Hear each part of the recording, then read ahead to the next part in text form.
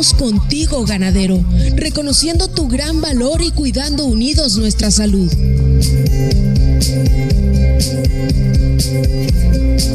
Sortearemos juntos estos tiempos difíciles, porque a pesar de todas las adversidades, el campo no se detiene. Y un super ganadero tampoco.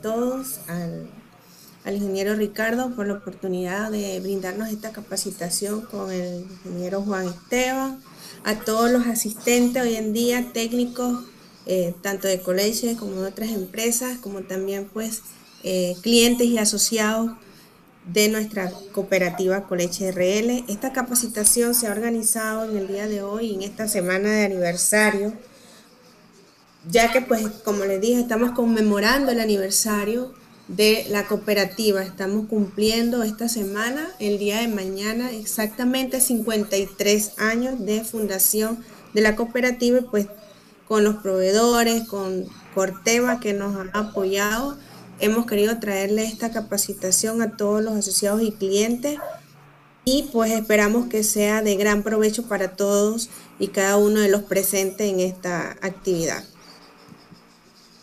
No sé, don Ricardo, ¿quién iniciaría? Si muy buenas tardes. Muy buenas tardes. Le habla el ingeniero Félix Pipí de Partica. Quisiera agradecerle el tiempo que han dedicado hoy a esta capacitación, la cual consideramos que es importante en estos momentos para los productores de leche. Y también felicitar a Coleche por sus 53 años brindando el apoyo a todos los productores de leche a nivel nacional. Agradecerle también por ser socio comercial de Fertica y Corteva por más de 25 años, con los productos que produce Corteva, entre ellos el Combo, Flash, Tronador y su producto líder, que es el Torrón, hoy día Torrón XT, totalmente renovado, ¿verdad? Y dirigido en el país por el ingeniero Ricardo Peralta, del cual agradecemos el apoyo que nos brinda a Fertica y a través de los distribuidores, en este caso a Coleche, siendo esta empresa Corteva líder y a la vanguardia en el segmento de manejo y limpieza de potrero, ¿verdad? Y por parte de Coleche, la verdad, agradecerle y reiterándole las felicitaciones por este aniversario, ¿verdad?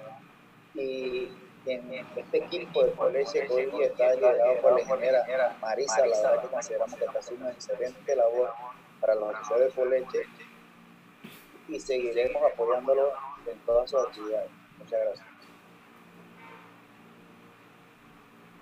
Bueno, muchas gracias, ingeniero Félix y Marisa, por esta oportunidad que nos dan a nosotros como Corteva de patrocinar y estar hoy celebrando los 53 años de Coleche, uno de nuestros clientes pues principales.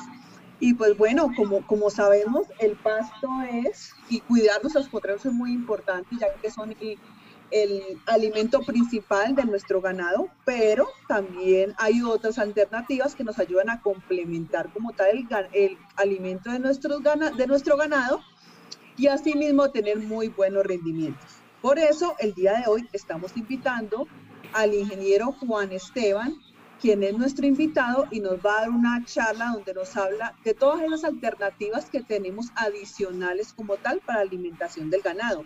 Y cuando nosotros estamos en zonas como estas, que son zonas tropicales, sabemos que tenemos unos periodos de lluvia muy cortos, y esto hace que, adicional al pasto, tratemos de pensar en otras alternativas para continuar nuestro negocio ganadero.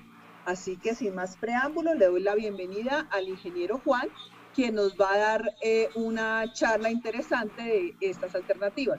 Adicional a esto, les recuerdo a todos nuestros invitados, todas las personas que están aquí conectándose, que cualquier pregunta que tengan la vamos a ir poniendo en el chat, ¿sí? En el chat van poniendo las preguntas, y con mucho gusto al final de esta emisión las vamos a leer y las vamos a contestar. Acá el ingeniero Juan nos va a ayudar a contestar cada una de las preguntas que tengamos, o sugerencias o comentarios. Así que sin más preámbulos, ingeniero Juan, le doy la bienvenida y le doy todo el panel para que puedas, por favor, compartir tu presentación.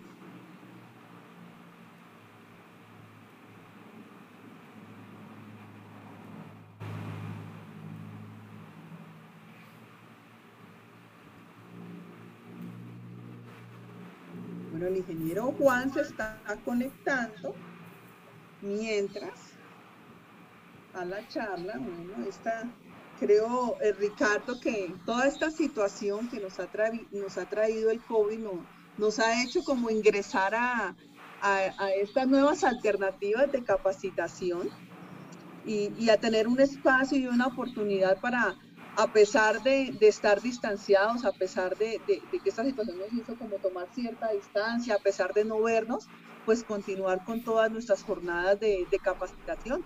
Que nada sea un impedimento, porque nada para, el campo no para, las ganaderías no paran y nosotros, Coleche, Frutica y Corteva tampoco paramos. Listo, Juan Esteban, ya puedes compartir. ¿Aló, me escuchas? Sí, ahí te escuchamos perfectamente. Bueno, buenas tardes a todos. Muy contento de compartir con ustedes esta charla. La idea es que sea un conversatorio de parte y parte, para que no se vuelva un monólogo. Listo. Vamos a tratar de compartir entonces la charla para que empecemos el tema.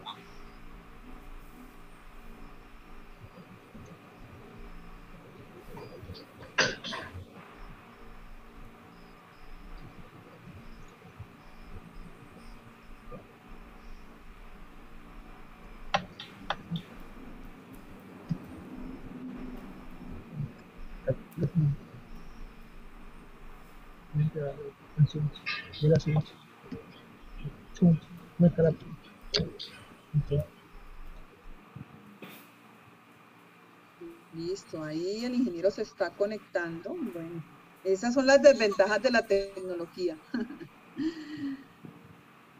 Okay.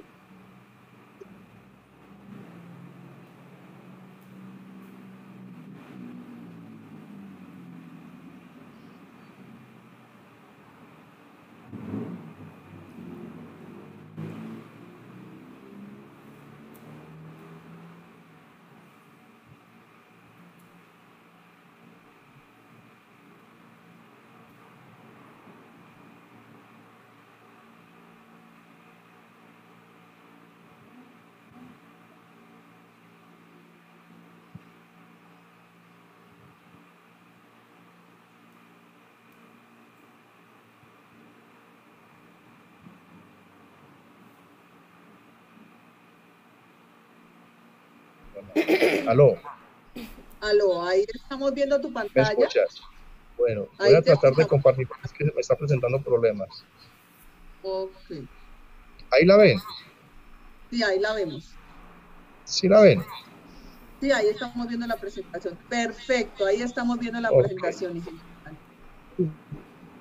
Bueno, buenas tardes nuevamente y disculpen un poquito lo de los problemas técnicos. Bueno, como les decía ahorita, estoy contento porque quiero compartir e interactuar con ustedes algo que me apasiona mucho, que es mi trabajo. Listo.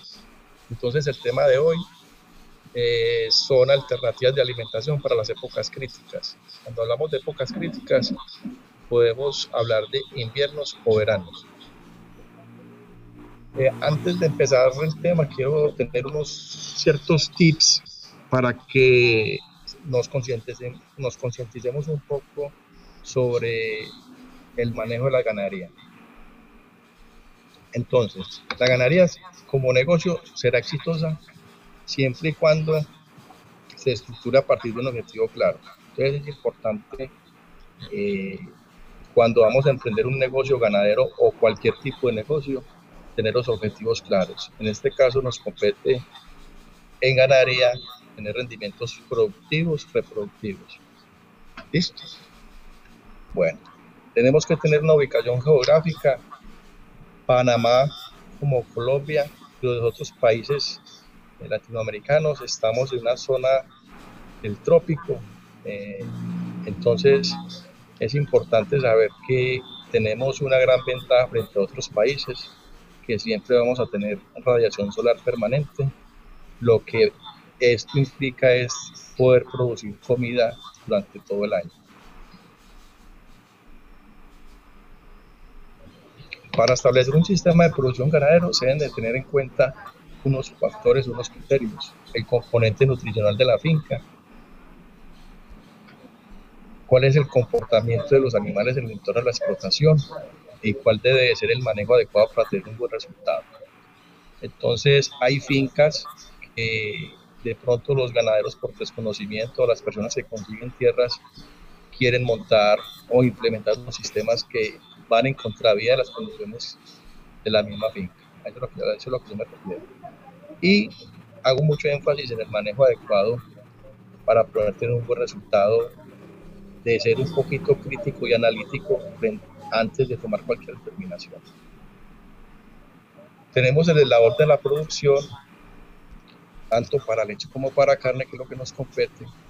Entonces tenemos que tener estos 5 pilares: genética, la sanidad, el medio ambiente, el propio manejo, que va a aparecer a lo largo de la charla en muchas transparencias, y la alimentación y nutrición. Si no somos conscientes de un buen manejo en estos 5 pilares, vamos a ir directamente al fracaso.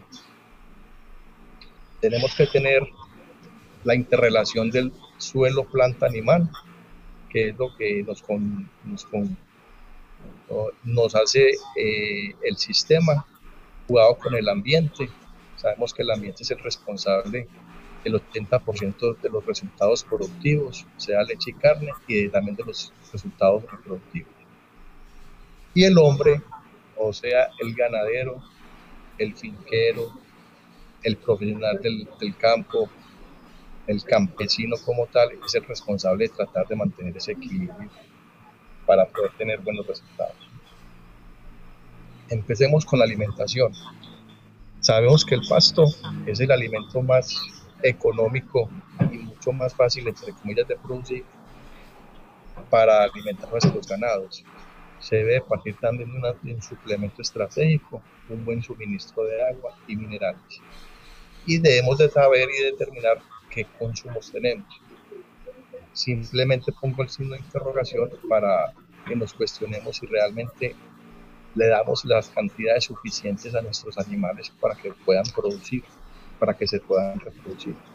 Entonces es bueno empezar a determinar cuánto se consume una vaca, qué suplementos se le da para que de pronto produzca más leche, las cantidades de agua y qué minerales se necesitan para que haya un buen funcionamiento. Todo esto se tiene que ir interrelacionándose para que pueda haber una sincronía y dar buenos resultados. Pero antes de empezar tenemos que mirar en dónde estamos parados, en qué suelo estamos, ¿sí? Entonces, el suelo yo lo describo como el soporte de la vida y es el principal recurso para los sistemas productivos. Y este suelo debemos de conocerlo y debemos de saber sus características para poder saber cómo lo vamos a manejar, qué vamos a trabajar en él y cómo lo debemos de llevar para que no tengamos problemas a futuro.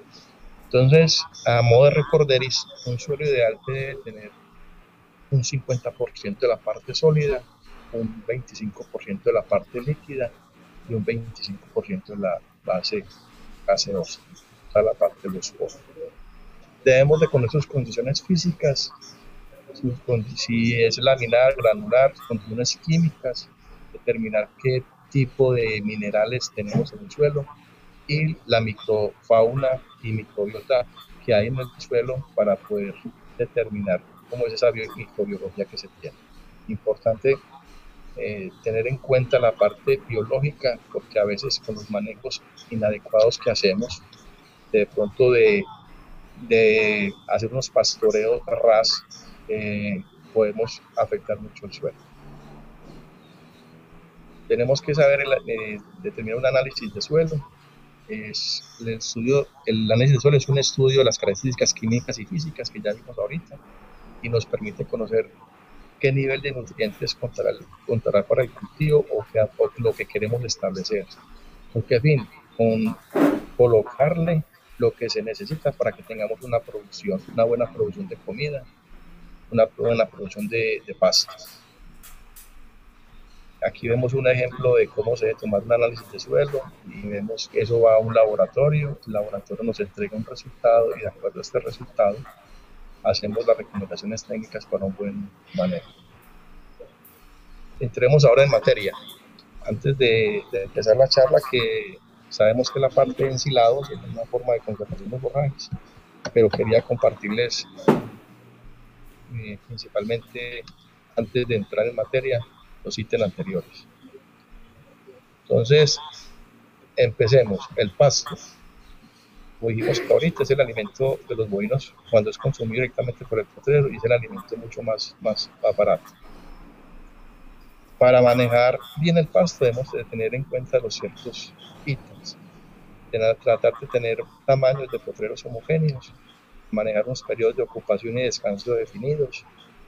Para las pasturas tropicales, como son las braquiarias, las guineas, el Angleton, Climacuna, panameña, braquipará, braquiarias, debemos mantener periodos de ocupación para que tengamos un buen consumo de pasto y un periodo de descanso definido para que tengamos una buena crecimiento y desarrollo de la pastura. Debemos tratar de manejar las alturas de entrada de los ganados al potrero. Hablamos más o menos de 30 a 45 centímetros. Y una altura de salida de los ganados más o menos de 10 a 15 centímetros con respecto al suelo.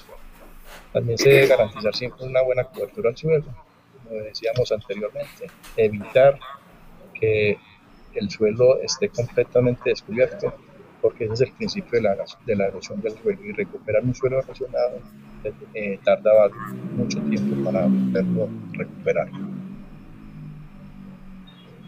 Otro ítem que va de la mano con la anterior es una adecuada capacidad de carga.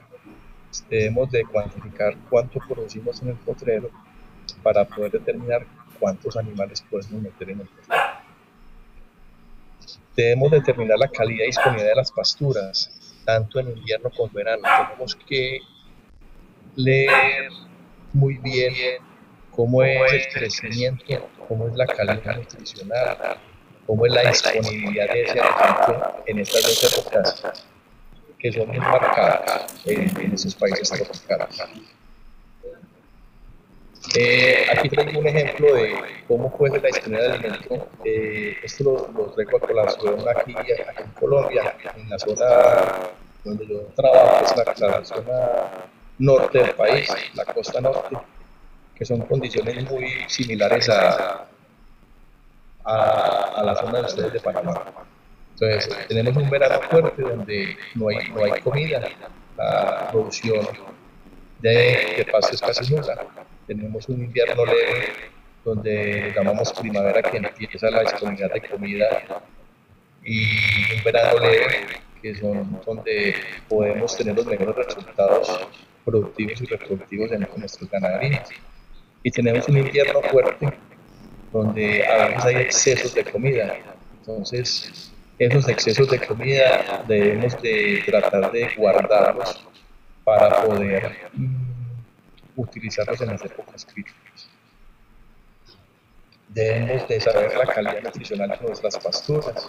Aquí tenemos una diapositiva donde podemos determinar, todos los ítems son importantes, pero me refiero o me direcciono más que todo a la proteína y a la fibra detergente neutra, que es este último parámetro que nos determina realmente la cantidad de consumo que el animal puede tener por parte del pasto. Entonces ahí vemos los diferentes porcentajes de proteína y fibra detergente neutra.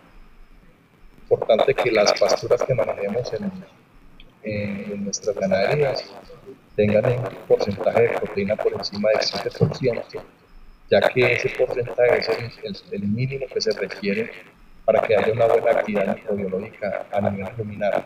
Recordemos que nosotros no alimentamos la vaca, alimentamos las bacterias del rumen, para que las bacterias del rumen, de acuerdo al sustrato que nosotros le damos, de acuerdo a la cantidad y la calidad de pasto que le damos, produce los ácidos grasos volátiles y produce la proteína para poder nutrir la vaca o el novino.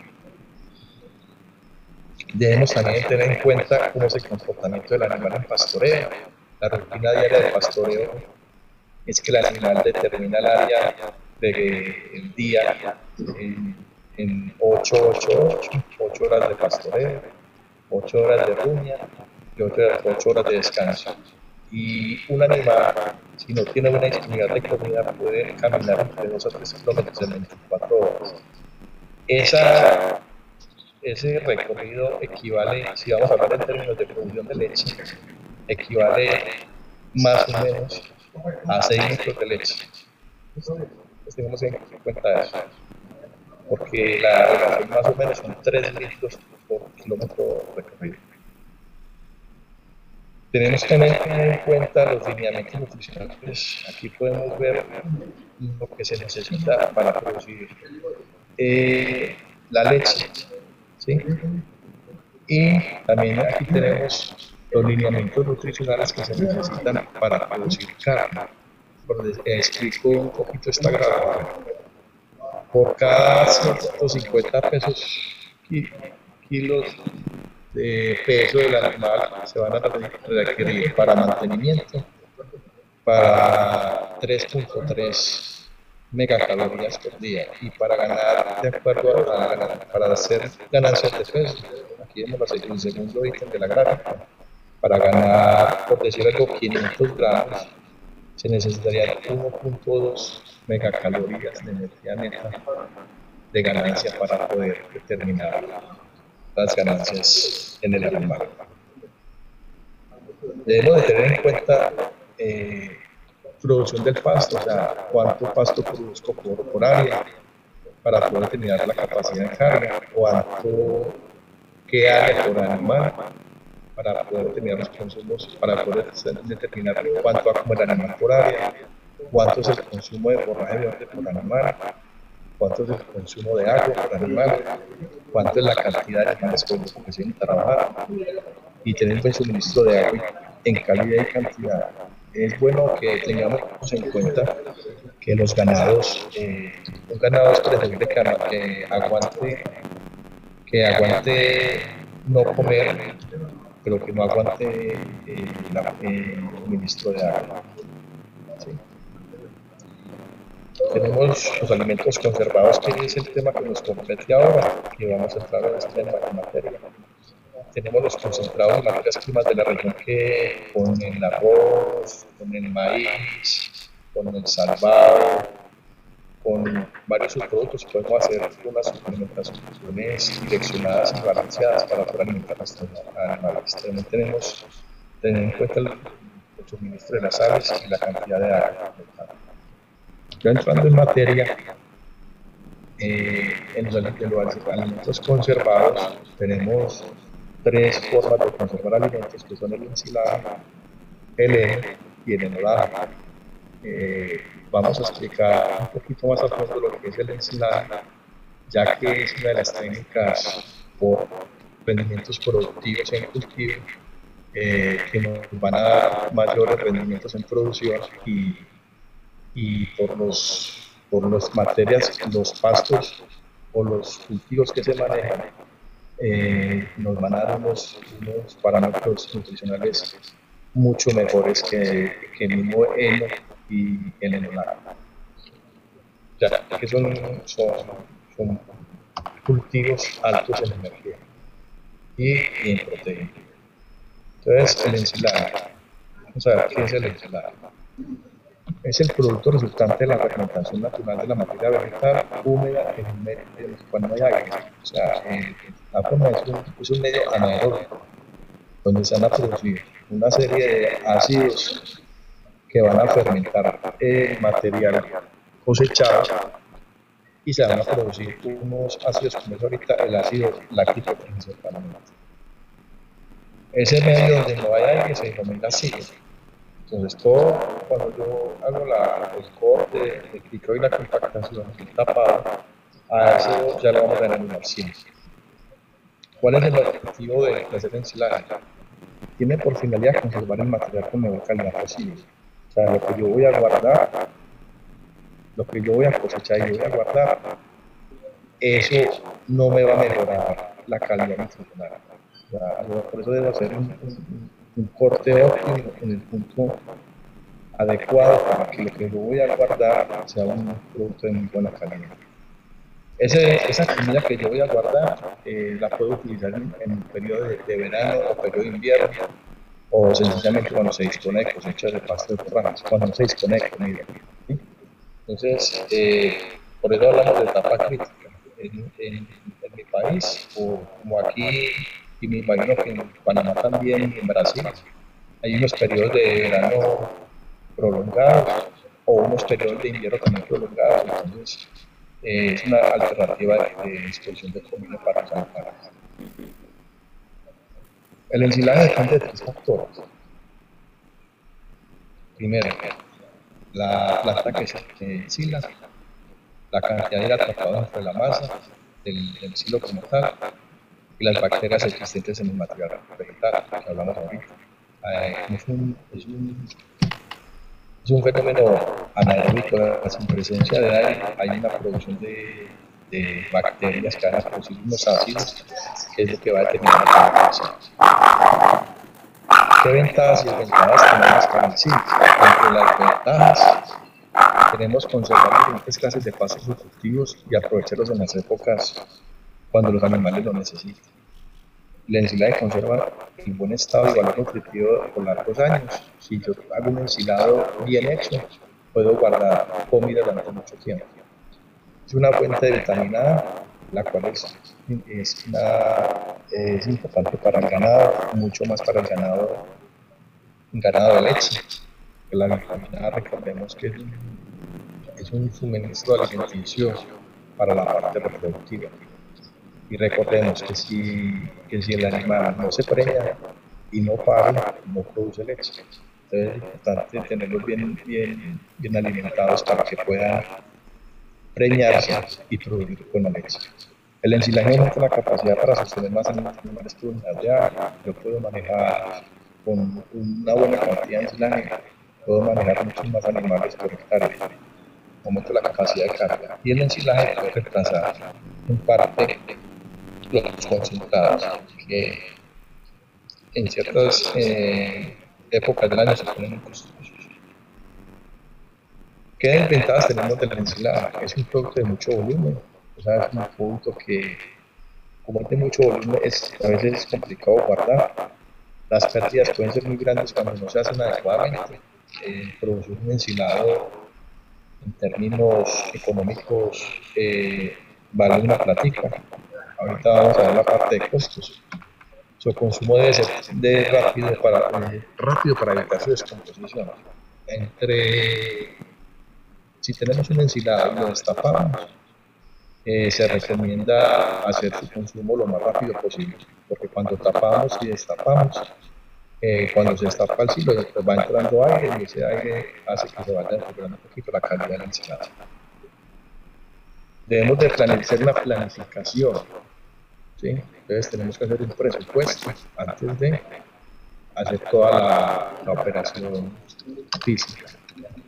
Determinar el área, elección del área a sembrar, debe ser un área con una topografía semimodular con una gran contaminación, por ahí del 3% por si cae agua no se encharque.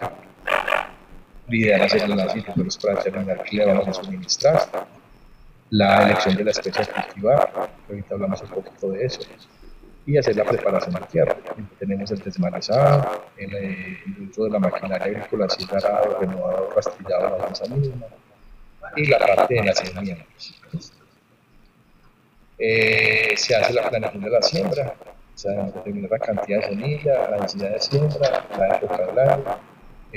Aquí en Colombia hacemos ensilados en 2 épocas del año, en el primer semestre y en el segundo, pero siempre aprovechando la cantidad de aguas para que haya un buen resultado. El mantenimiento del cultivo, se refiere a la parte de fertilizaciones, control de plagas y malezas. Debemos de hacer el aforo, que es cuantificar cuánto producción por unidad de área nos va a dar el cultivo y hacer la cosecha. Entonces, eso es más o menos la planificación de cómo se va a ensilar. Y tenemos un cuadro de planificación. El ensilaje en mi país, aparte de que suple las necesidades de alimentación en las ganaderías, muchas de las fincas también lo hacen como negocio. Planifican cuánto se van a gastar en la finca y nosotros lo pueden ir vendiendo, y es una forma de hacer retorno de capital, que son muy buenos resultados porque es un alimento que se vende muy fácil en la época de verano. Tenemos el silo manual, o los materiales que tenemos que utilizar cuando hacemos un silo manual o un silo mecanizado. El silo manual se recomienda para bajos volúmenes, para pequeños ganaderos donde pueden cosechar ciertas áreas pequeñas. Aquí tenemos los implementos que podemos utilizar. Y el silo mecanizado, que ya requiere una mayor cantidad de maquinaria, como son la segadora, la cosechadora, los zorros de transporte, los tractores. Necesitamos el plástico, que debe ser un calibre 7, con recubrimiento de rayos ultravioleta para que el sol no lo cristalice y no se rompa. Si se cristaliza, se puede romper el plástico, y si se rompe el entrada, entonces se daña. La parte de aditivos, hay gente que maneja ácido, bacterias lácticas, para que haya una mejor fermentación, y los instrumentos para regar, para el riego del material a ensilar, que son las palas y los pisos. ¿Qué podemos ensilar entonces? Como decíamos ahora, que tenga una buena relación a la hoja tallo. Recordemos que los bovinos son comedores de hojas, más no de tallo. Entonces, y que tienen unos buenos rendimientos de producción de biomasa por unidad de área. Entonces, utilizamos lo que es el maíz, el sorgo, los pastos de corte, el elefante, el Cuba 22, las mismas guineas, ¿sí? Que también tienen muy buenos rendimientos. Pero hay otros productos que podemos también ensilar. Aquellos productos que se producen en las fincas en exceso en ciertas épocas del año. Entonces podemos trabajar lo que son los limones criollos, las naranjas, los mangos, las guayabas, donde se echan simplemente en una bolsa, en una caneca, perdón, se llenan. Y es importante mencionar esto. Cuando vamos a ensilar frutas, lo ideal es que sean frutas maduras para que haya una buena fermentación. Entonces, ¿cómo se haría? Se llena la caneca, como vemos ahí, y se le echa una capa de sal blanca, sal normal, sal de mar, y se hace un tapado, ¿sí? Se hace un tapado y se deja fermentar mínimo durante 45 días, como lo vamos a ver más adelante. Entonces tenemos, volviendo al tema de la parte de silos, si vamos a ensilar maíz, pastos de corte o sorgo, debemos de ver cómo lo vamos a guardar, ¿cierto? Entonces hay tipos de silos subterráneos, que simplemente se abre un hueco en la tierra y empezar a hacer el llenado. Y lo más complicado es que es en la forma de poder sacar este material para dárselo a los animales. También tenemos otro tipo de silo, que es el búnker, que es un tipo de silo que es muy utilizado. La ventaja es que el costo inicial de construcción es un poquito alto, pero uno puede diferir eso al tiempo o a los años de uso, y entonces es una alternativa para poder guardar material ensilado, y se puede guardar mucho volumen de comida. Tenemos el silo de montón, que es el más utilizado, ¿sí? Ahorita vamos a mirar, tratar de explicar cómo es el proceso de hacer un ciclo de motor para poder, desde su siembra hasta su cosecha, y suministro de animales para que podamos entender cómo es el proceso de ensilado. Tenemos el de bolsa plástica, se recomienda para pequeños ganaderos, ¿sí? Que ensilan pequeños volúmenes de comida, o como alternativa para comercialización, como lo vemos en la diapositiva donde están las bolsas arrumadas. Tenemos el silo de canecas, ¿sí? Aquí podemos ver cómo vemos las canecas ensiladas. Cuando se es destapado se da una coloración blanca, que estos son hongos que se le da a esa parte del material ensilado, simplemente porque es el área que queda tapando la tapa, rozando la tapa, que es el área, digamos, donde va a dar un poquito mayor contacto de oxígeno. Entonces, por eso se da ese tipo de coloración. Ese material que usted ve ahí, si lo damos cuando lo vayamos a dar, lo debemos de retirar para no dárselo a los animales. Hay que desechar. Esos son las pérdidas no te tienen en cuenta cuando se hacen los ciclos. Entonces, ¿cómo se hace un ensilado? Entonces, ya dijimos que se debe seleccionar el material ensilado, debe tener una relación hoja-tallo.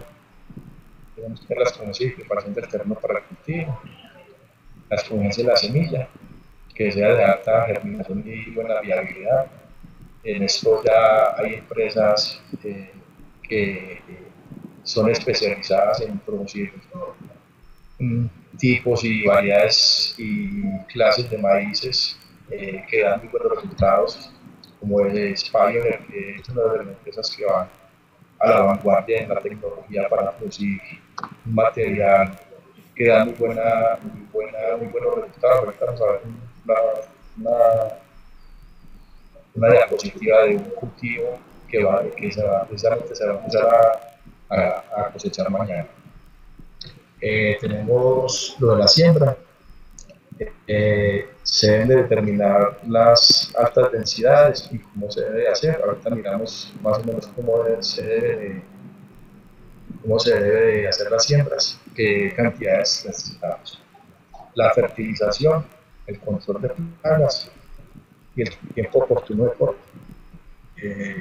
Los maíces híbridos y transgénicos que se trabajan en los países tropicales, o dependiendo pues donde se esté dando el cultivo, manejan unos tiempos de cosecha, unos tiempos de corte basados en el estado del desarrollo de maduración del grano, que es el que nos determina el punto óptimo de cosecha.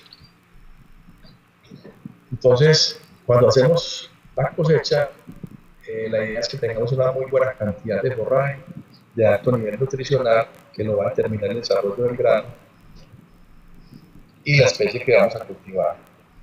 El oreo se trabaja más que todo para los pastos de corte, con el fin de bajar la humedad y durante un secado de por lo menos de 24 horas, para que podamos ensilar un material mucho más simple.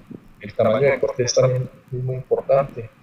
Se debe hacer con una picapasto o con una cosechadora de forraje que tenga cuchillas, no dados, sino cuchillas, para que haya un corte entre 0.8 a 2.5 centímetros, que va a permitir un buen ataque microbial, un buen ataque de las bacterias para la producción del ácido láctico.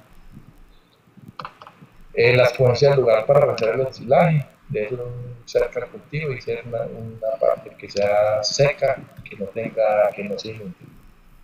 Se hace el llenado y compactación, el tapado y sellado. Pues yo creo que es mejor verlo ahorita en diapositivas para que tengamos un mejor entendimiento.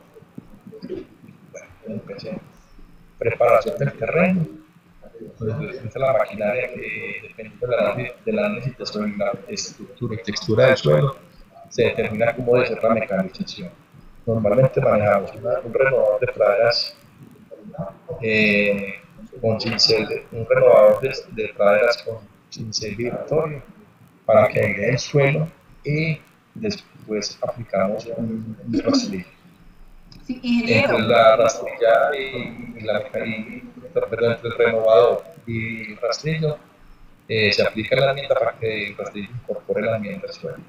Ingeniero Juan, tengo como ya, ingeniero, hola, es ¿Sí? que tengo unas preguntas que me están haciendo y pues como para ya estamos avanzando a cómo hacer el tema de viviendas y manejar la tierra, quisiera hacerlas para ir como con el tema. Tengo dos preguntas. La primera, me preguntan si el ensilado de frutas, cuando ensilamos con frutas, ¿no se produciría alcohol? Y ya que es una fermentación anaerobia, ¿y qué efectos tendría esto? ¿Nada? No escuché la última parte. Cuando ensilamos con frutas, la pregunta es, ¿esto produciría alcohol? Y la segunda es, y ya que esto es una fermentación anaerobia, ¿qué efectos tendría esto para el ganado? No, bueno, todos los ensilados van a producir ácido láctico, ¿sí? Por eso se aplica la sal para que haya crecimiento de hongos y haya una buena fermentación. ¿Cómo se hace? Cuando yo, por ejemplo, ensilo mango o limón, ese material me queda como una compota, ¿sí? Y esa compota yo la suministro en la misma sal, o sea, la saco de ahí húmeda y se la suministro al ganado en la sal, pero antes de suministrarla se deja por ahí unos 10, 15 minutos que ese olor a alcohol como tal se pase, porque cuando tú suministras el alimento de una vez fresco, ese alcohol, eso se le va a ir por los hollares y por los ojos y lo va a hacer llorar. Entonces se recomienda dejarlo, digamos, refrescar un poco, que se le pase ese efecto de esa fermentación y el ganado lo come perfectamente, no tiene problemas. Ok, muchas gracias. La siguiente pregunta es, ¿cómo es la elaboración del silo de mango y qué le aporta al animal que lo consume?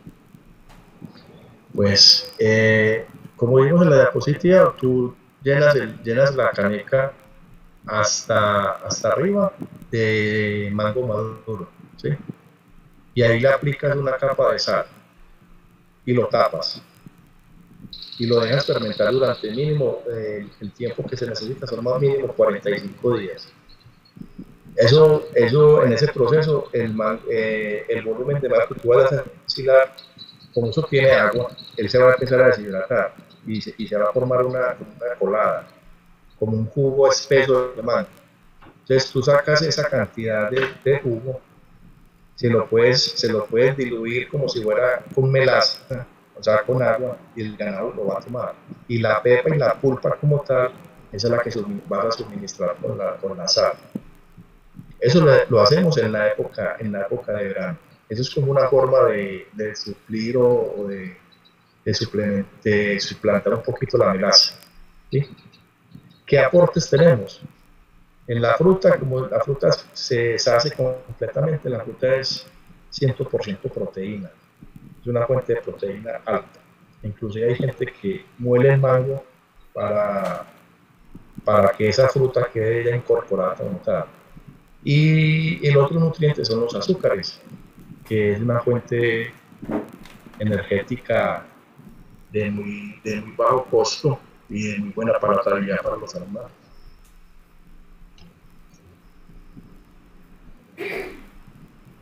¿Qué otra pregunta?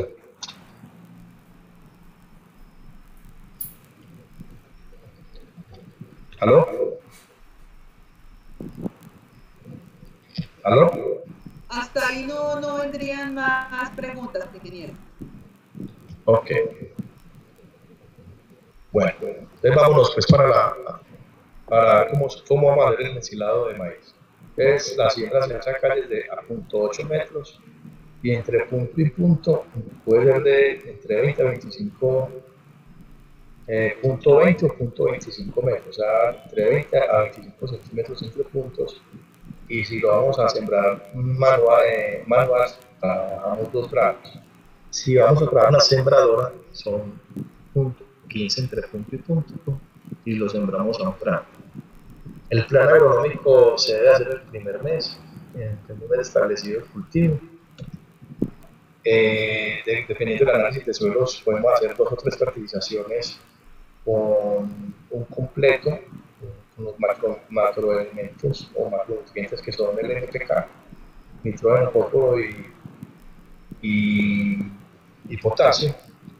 Y adicional tenemos que adicionar microelementos, principalmente el boro, para que haya un buen llenado del grano. También manejamos azufre para poder manejar la relación nitrógeno-azufre y también lo utilizamos como un repelente de las plagas. Debemos de evaluar el cultivo desde la siembra hasta la programación de cosecha, que más o menos dura 70-75 días, dependiendo de lo que vamos a trabajar, dependiendo del híbrido o el transgénico o la variedad que vamos a trabajar. Y como dijimos anteriormente, que se encuentre el grano en la tercera parte lechosa, que es lo que va a aportar la energía para el ensilado. Aquí, como les explicaba ahorita, ese es un cultivo que se va a cosechar mañana.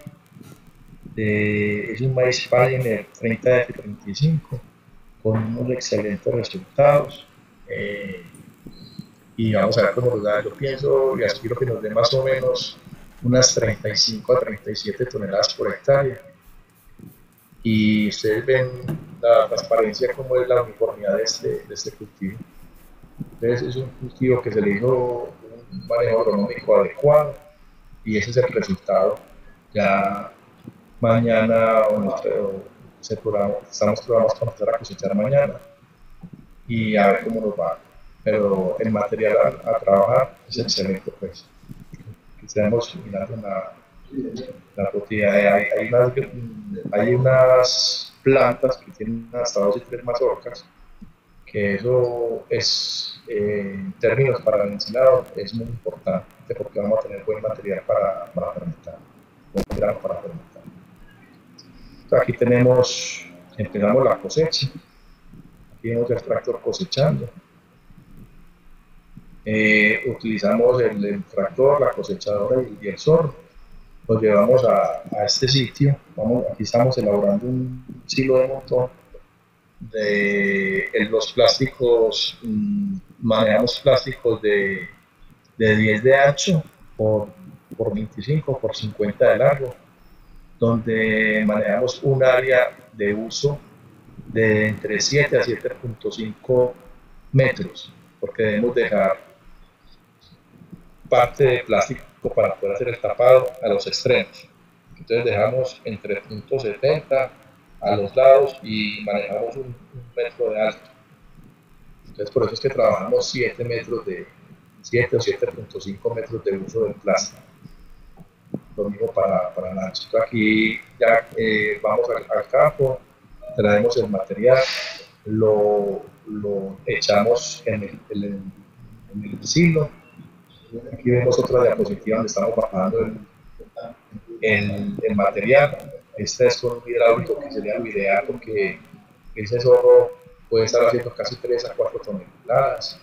Entonces bajar un material de esos a punta de pala es muy complicado. Entonces lo ideal es que sea hidráulico, o si no tenemos un zorro hidráulico hay que hacerle una persiana que se le pone al zorro en la parte de abajo y después se jala con nuestro tractor y así es como bajamos el material. Después de bajar el material, pues vamos a hacer un regado uniforme en toda el área del silo, de tal forma que sea una forma organizada y que no se vaya a salir del área. Yo personalmente acostumbro a poner unas grillas, que son unos lazos, unas masquitas, para que los operarios que estén regando el material no se salgan del área y así podamos garantizar un área organizada y uniforme. Después de que regamos el material, empezamos a hacer el pisado del material, que se debe hacer a lo largo y a lo ancho, ¿sí? El tractor con sus llantas debe de pasar por todo el área de una forma organizada. O sea, si se va a lo largo, él debe devolverse la llanta derecha, debe devolverse en la misma dirección, pero bien, siendo por donde ya pasó en el regreso, para que haya un pisado uniforme, tanto a lo largo como a lo ancho. Debemos de empezar a evaluar la presión que hace la llanta en el material, que el hundimiento de la llanta no debe ser muy marcado. Eso implica que hay un buen pisado y una buena compactación. Entonces nosotros suministramos, echamos del material, lo empezamos a regar y hacemos capas más o menos de 40 centímetros para que el tractor pueda entrar a pisar. Después del pisado que se hace a lo largo y a lo ancho, ¿sí? Evaluamos también la textura, el tamaño de corte del material y empezamos a agregar una agua melaza a una relación 2:1. En términos prácticos podemos mezclar 100 centímetros o 150 litros de agua por una bolsa de 30 kilos de melaza. Y lo importante es que cuando empecemos a hacer el mojado, sea un mojado uniforme, que quede bien, completamente bien mojado el material encima. Mire cómo nos va quedando la capa uniformemente del pisado. Así debe quedar el cultivo. Lo que el tractor no alcanza a cosechar, debe ir una persona atrás cortando lo que el tractor no terminó de cosechar y después hacer el picado. Después hacemos el tapado donde observamos la línea de tierra, es los 80 centímetros o el metro que dejamos, para que esa tierra caiga ahí y podamos templar el material, y ahí lo dejamos por un tiempo mínimo de 45 días. Esa es la parte operativa, ¿sí? Aquí también podemos observar a pequeña escala cómo se puede trabajar. Es el material, se hace la picada y empieza a hacer el oreo. Aquí podemos ver también cómo podemos hacer el material, cómo debemos el pisado, cómo debemos hacer el sellado de la bolsa, cómo debe quedar la bolsa y el almacenamiento. ¿Ves? Pero entonces hicimos la parte operativa, pero tratemos de entender qué ocurre en la parte interna para que se dé todo el proceso del ensilaje. Tenemos 5 fases, vamos a verlo rápidamente. Entonces la primera fase es la respiración celular, producción de CO2 y producción de calor, que es lo primero que se hace cuando el material se cosecha, la planta se da el proceso de respiración de la planta y se empieza el proceso de deshidratación de la planta como tal. Se empieza a producir el ácido acético, y del ácido acético pasa al ácido láctico, que es lo que nos importa, nos interesa que se produzca en el ensilado para que haya una buena fermentación. De la fase 3 pasamos a la fase 4, que es la formación de ácido láctico, y llega una parte de la fase 5, digamos ya al día 45, que el ensilado permanece inalterado y se forma ácido láctico en buena cantidad suficiente, que es lo que permite la fermentación. Si hay un corte irregular, una mala compactación y un mal sellamiento del material guardado, en vez de formarse ácido láctico, se va a formar ácido butírico.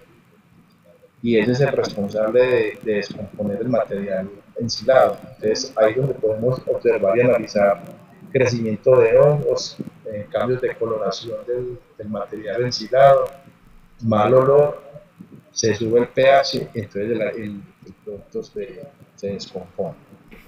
Aquí vemos un poquito más diciente que se hace.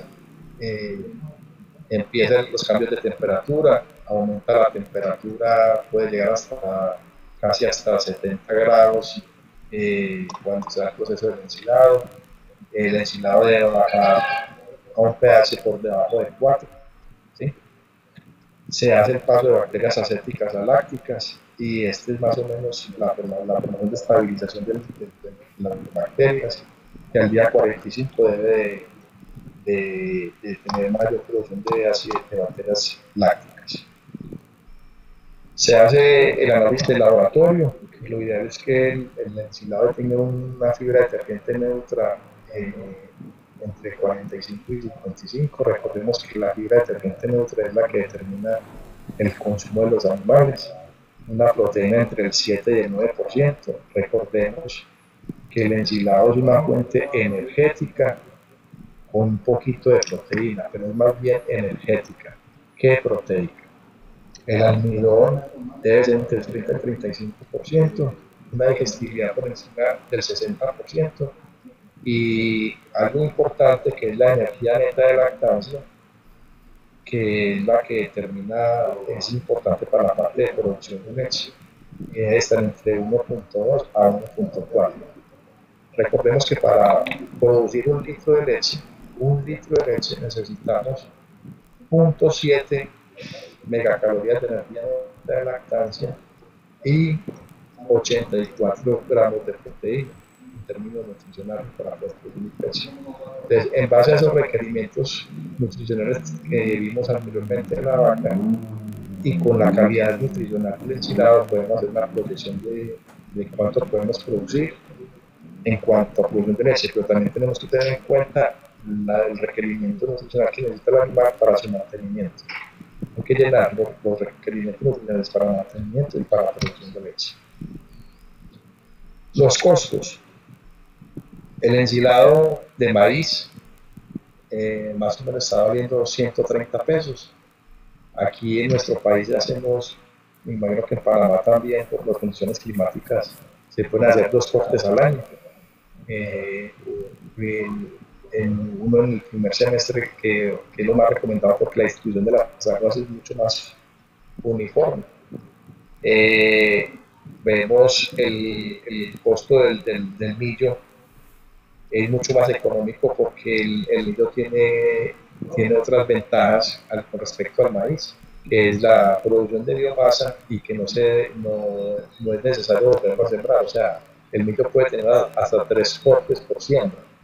Entonces es importante mirar qué diferencia tenemos entre el maíz y el sorgo. Que el maíz en términos nutricionales es mucho más nutritivo, o tiene mayor contenido de nutrientes, más o menos a un 20% con respecto al millo, con respecto al sorgo millo.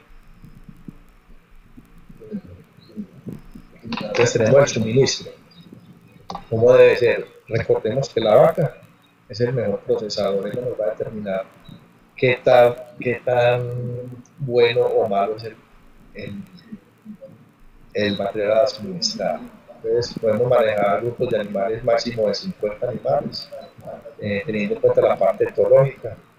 Los animales reconocen entre su grupo hasta máximo 50 individuos para evitar de pronto jerarquías en los grupos.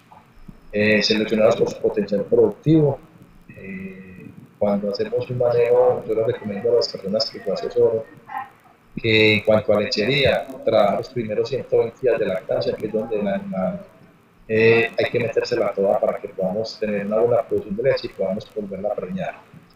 Selección del área donde se va a trabajar, debe ser un área de topografía plana, de fácil acceso, tener buena disposición de agua, buena arborización y una buena disposición del suministro de alimentos. aparte del ensilado, no podemos dejar de suministrar la sal y ojalá también otro bloque nutricional que también es utilizado para las épocas críticas. Y una de las cosas más importantes es dar la capacitación al personal que va a manejar los animales. Que la persona debe ser una persona consciente, que le guste el trabajo, le ponga amor al trabajo. Las vacas, yo las manejo bajo un concepto de las 3C, que es comida, cariño y calma, ¿sí? Para poder tener buenos resultados.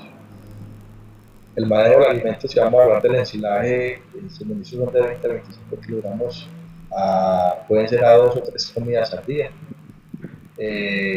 Y importante tener los lineamientos nutricionales del ensilaje, ¿sí? Y manejar también, seguir manejando la suplementación que se tiene en el momento de ordeño.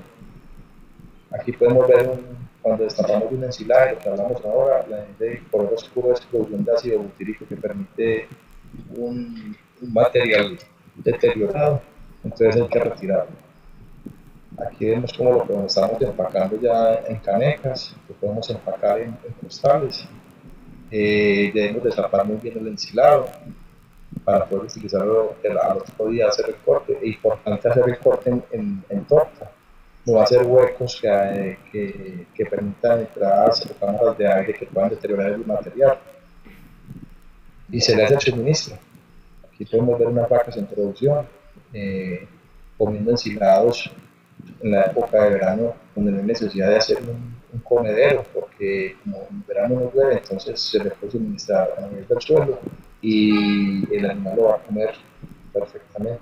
Por lo mismo, ganados de ceba. Aquí podemos ver un animal en ceba común. Otro punto que podemos trabajar es para conservar rápidamente. Vamos a ver los otros dos sistemas de conservación de forrajes, que es el ENO, que es el método de conservación de forrajes, que consiste en reducir la humedad de la planta a un nivel inferior del 25%, que es escoger, cortar el pasto, dejarlo deshidratar, se hace una prueba de campo que es coger el pasto y hacer una trenza. Si la trenza permanece, es el punto óptimo para hacer un fardo. Y el suministro, el consumo más o menos para un requerimiento diario, pasto de buena calidad para este tipo de conservación de forrajes. Utilizamos pastos que tengan tallos endebles, que sean pastos que el tallo se pueda resquebrajar, no quebrar, sino resquebrajar. Entonces tenemos el Agleton, la climacuna, las pancolas, las estrellas en cierto estado no muy maduro, porque el tallo siempre es un poquito grueso. Eso es más que todo como los 3-4 tipos de pasturas que podemos trabajar para hacer un heno de una calidad. Tenemos el homenaje, que es un punto intermedio entre el heno y el ensilado, y consiste en llevar el material cortado a un 50% de materia seca y luego se embolsa. Ingeniero, ¿qué opinas si hacemos un break para algunas preguntas? ¿Cómo? ¿Qué opinas si hacemos un break para unas preguntitas que tenemos? Sí, claro. Entonces, aquí o si querés terminamos, y vamos a terminar y hacemos al final. Listo, ingeniero. Sí. Así va. Entonces tenemos al final para las preguntas. Ok. Listo. ¿Cómo vamos de tiempo? Bien, ahí vamos súper bien. Bueno, listo. Aquí tenemos el consumo. Esa es una alternativa que estamos trabajando fuerte, pues se va a empezar a trabajar fuerte aquí en Colombia, aquí en la zona norte. Simplemente porque este fardo lo podemos dejar en el potrero y en la época crítica es simplemente abrir el plástico y el animal entra a consumir. Los consumos normales más o menos de requerimiento día son de 20 a 30 kilos por animal adulto.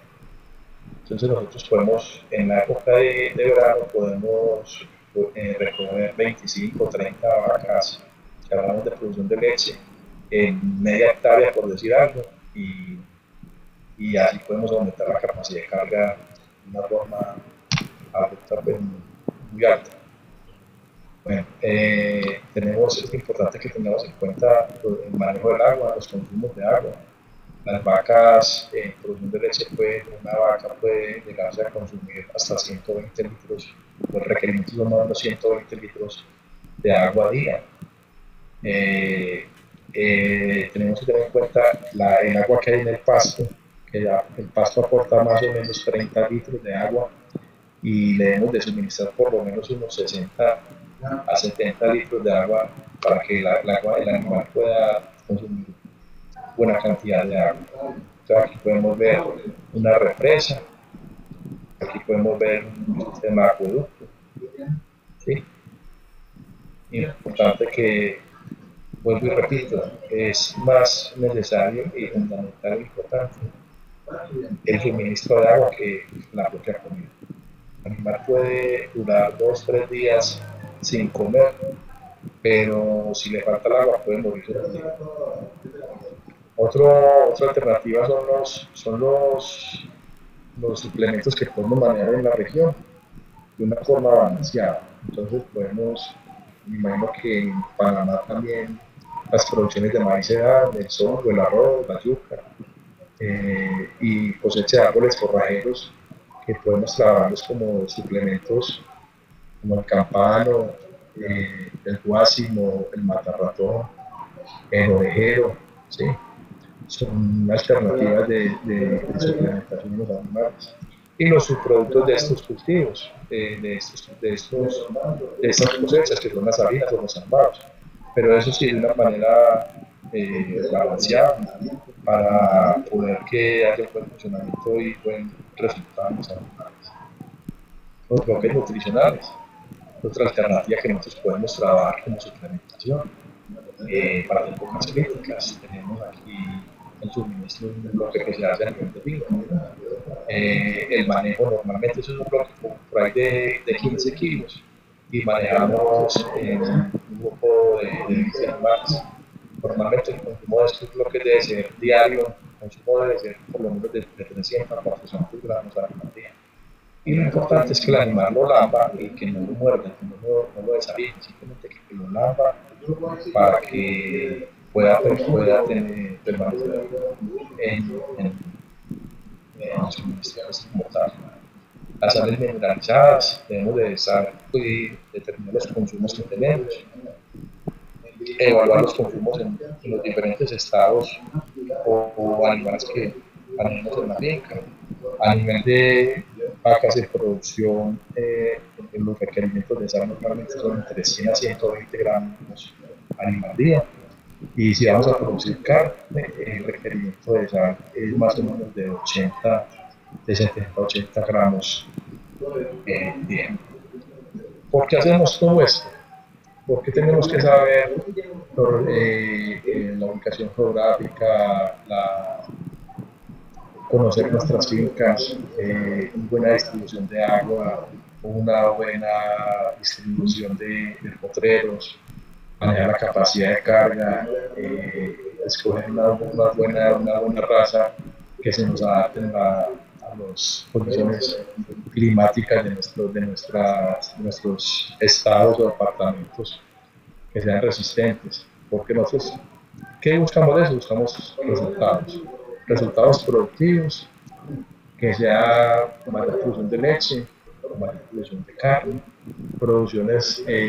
resultados reproductivos, que nuestras vacas se nos creen mucho más rápido, que nuestros animales salgan en menos tiempo, ¿sí? Entonces tenemos resultados en la parte de bienestar animal. Un animal bien tratado nos va a rendir. Entonces podemos hacer arquitectura de praderas.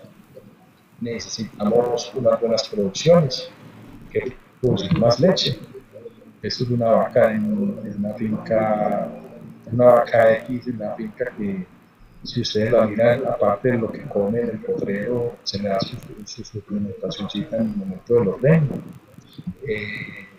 Ahí está comiendo un poquito de concentrado comercial, pero a eso se le adiciona un poquito de una harina de arroz, un poquito de torta de rolla para reforzar la parte nutricional y el balance nutricional del concentrado. y más producción de carne, lo que hablamos ahorita, unos animales que están bien adaptados, animales que la genética que traigan se puedan expresar con el manejo y la alimentación que nosotros gastamos todos. No hacemos nada en gastar plata en la parte genética si no tenemos unos buenos manejos para que la genética se refleje. Recordemos lo que vimos ahora, el ambiente es el resultado del 70 al 80% de los resultados productivos y reproductivos, y la genética aporta más o menos entre el 20 y el 30%. Entonces es importante tener en cuenta eso. Recordemos algo, acá yo hago mucha énfasis que el verano, yo no lo llamaría el verano, la época crítica, porque también puede ser un invierno donde si hay mucho invierno y hay inundaciones, el pasto tampoco crece. Entonces el tiempo crítico es el mayor consumidor de leche y carne. Tenemos que tratar de atacar este factor que siempre va a pasar en nuestras ganaderías, porque el clima no lo podemos manejar. Nosotros tenemos que adaptarnos a las condiciones climáticas que se nos presentan en los diferentes sistemas de producción. Y recordemos que una finca es diferente a otra, ¿sí?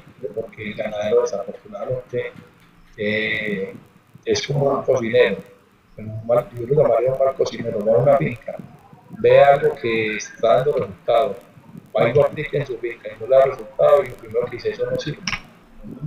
Y no es que no sirva, hay que mirar en qué estamos fallando, o si realmente lo que yo mire en esta finca, las condiciones mías de mi finca permiten yo implementar ello. Entonces es simplemente manejar cada finca como una empresa independiente, una empresa diferente. Eso era lo que tenía para comunicarles, para compartirles. No sé qué preguntas tengamos. Estoy a su disposición para tratar de responder lo que más pueda.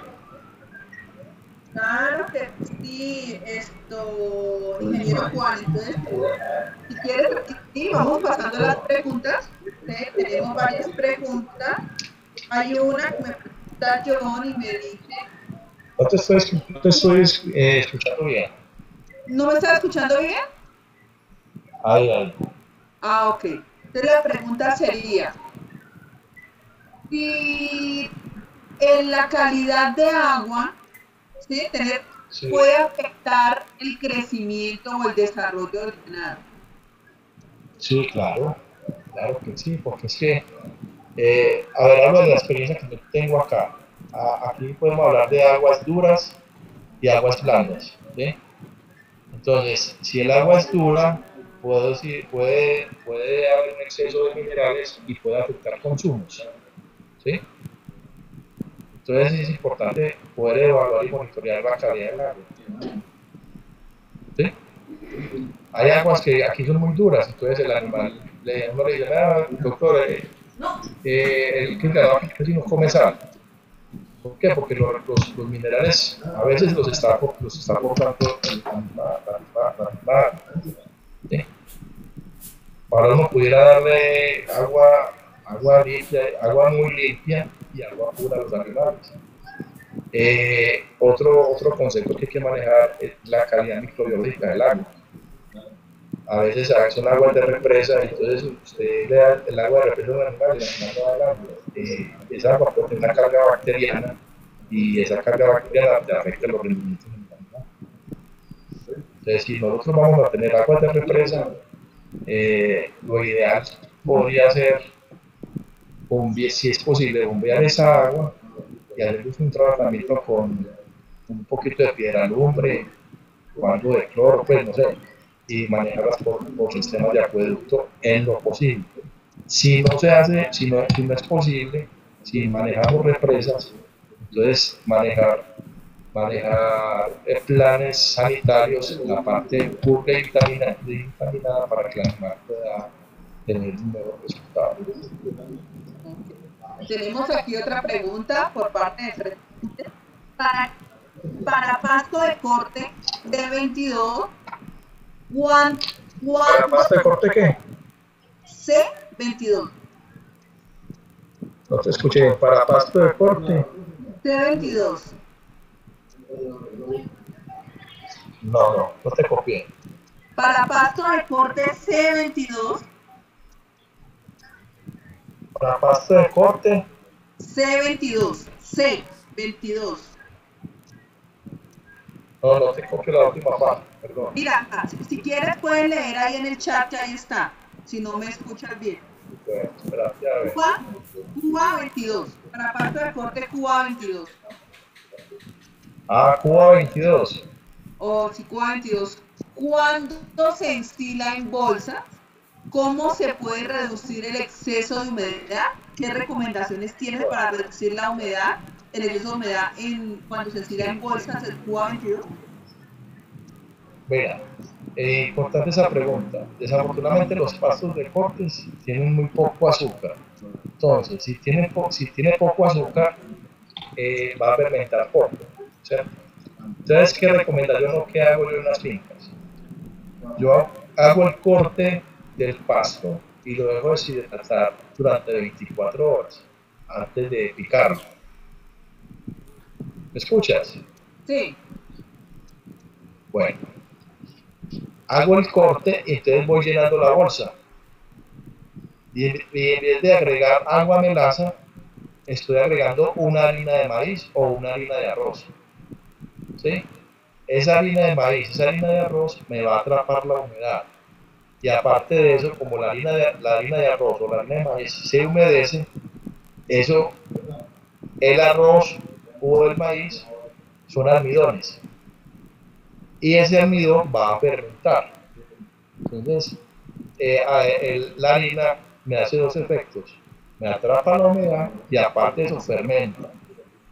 Entonces, así lo hago. Y me estoy gastando, por bolsa de ensilado, me estoy gastando más o menos 1 kilo, kilo y medio de ese producto. ¿Cómo se hace el proceso? Se pica el material después de haberse deshidratado, se le empieza a llenar la bolsa y por ahí cada 40 centímetros se compacta, se le roza un poquito de la harina, vuelve y se llena, vuelve y se compacta y así sucesivamente hasta que tenemos la bolsa y ya cuando vamos a tapar la bolsa se le rocea nuevamente un poquito de harina, ¿sí? y se hace el sellado de la bolsa y lo deja el proceso durante 45 días, que es lo mínimo que se debe dejar para abrir el ensilado, y he tenido muy buenos resultados. Bueno, muchísimas gracias, ingeniero. Aquí me están preguntando que recomienda el uso de ácido propiónico para enolajes de pasto. ¿Ácido propiónico? Sí. No hay necesidad porque si tenemos un buen material que tenga buena cantidad de azúcar o de almidón, pues como tal, se da una buena fermentación. Ok, muchas gracias. La otra pregunta, ¿cómo controla el roedor e insectos en los tilos de maíz? Bueno, se le hace una fumigación de baja escala con un poquito de lorma por la parte interna. O sea, yo sello muy bien la bolsa o el material, ¿cierto? Los roedores los podemos controlar con productos que se le ponen unos platicos que son el Flerat, que es una pastillita como tal, o como lo hacemos, si es en bolsa, pues como tal, ¿cierto? A nivel de bodega o alguna cosa, o simplemente con una boa, conseguimos una boa, que es un animal inofensivo y se alimenta de o gatos. Y a nivel de campo, en el silo de montón, ese sí se puede hacer una fumigación, pero el mejor control es revisarlo todos los días, que no esté roto. Ok, muchas gracias. Me pregunta aquí, Laura, ¿a los cuántos días recomienda cortar el pasto para el enolaje y con qué porcentaje de humedad? El enolaje, para hacer enolaje. Sí, para hacer enolaje. Sí. Bueno, el enolaje usted lo deja, o sea, es el mismo tiempo de descanso, que es más o menos unos, si vamos a hablar de braquiarias o una estrella, podemos hablar un promedio de 30 días, que tengamos buen volumen. Y yo lo corto y lo dejo orear por lo menos unas 3 o 4 horas. ¿Sí? Unas 3 o 4 horas puedo hacer una prueba de campo, con un horno microondas para terminar materia seca. Y ya lo preparo para hacer el liberador con la máquina, con el liberador, y después le paso la embarradora para que me hagan los pastos o lo recojan, pues, y le pongo el plástico. Normalmente los pastos tropicales tienen más o menos un 22 o un 25% de materia seca. Entonces es llevarlo al 50%. Que lo podemos trabajar así. No, bueno, muchísimas gracias. Bueno, ¿qué más? Tenemos otra pregunta. Bueno, si hay alguna pregunta aquí en el panel, con mucho gusto se la responderemos. Eso, Pamela, eso dice que les gustó la charla, ¿sí? Así es. Si hay buenas preguntas y están inquietos, eso es bueno que se hayan tocado, porque uno en la ganadería, los requisitos, uno a veces ve manejos de pequeños detalles que si uno corrige eso, puede tener unos resultados muy beneficiosos. Así es. Tenga la seguridad, Juan Esteban, tenga la seguridad de que fue interesante, muy enriquecedor el tema, abordado de otro punto de vista, que la verdad que puse aquí a tomar notas para hacer algunos cambios.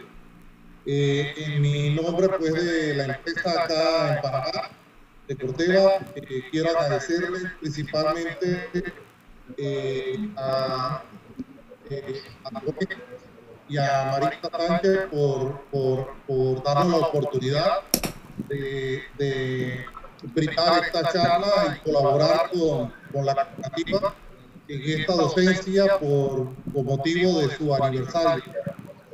Felicidades por estos 53 años y que sea la base para otros 53, 60 años más de vida en venta. Gracias por la lealtad que tiene con nuestras marcas y de ser siempre un aliado importante en nuestro programa Miura. Con el tema, quiero darle las gracias por atender esta invitación. Usted tiene muy buena docencia, muy buen conocimiento. Muchísimas gracias por esta charla en esta tarde. Creo que en el futuro, pues, estaremos buscándolo para continuar estos temas y esta capacitación. Creo que a Daniela y a Cata, muchas gracias, y también al ingeniero Félix, que es nuestro enlace con la cooperativa. Félix y Fertica y su equipo de pecuaria siempre colaboran para mantener nuestra marca Tordón XT en un sitial de frecuencia y de liderazgo en el control de malezas de potrero. Muchísimas gracias por esta tarde a todas las personas que atendieron esta invitación. Gracias por acompañarnos y por participar de esta actividad.